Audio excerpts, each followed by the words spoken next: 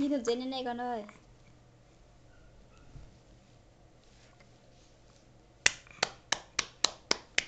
Đây này. Nhìn nó nhìn Điền trước này.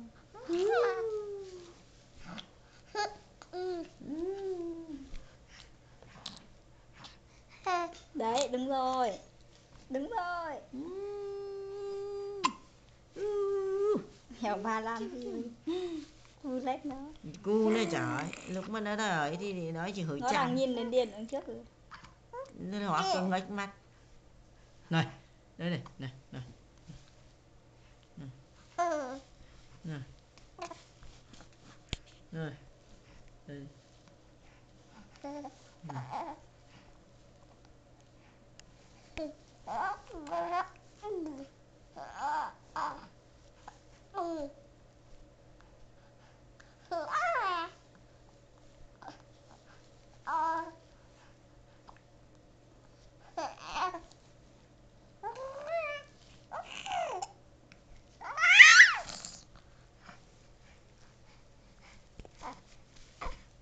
Mắm mùi mắm mỏ. Mắm mùi mắm mỏ. Mắm mùi mắm mỏ.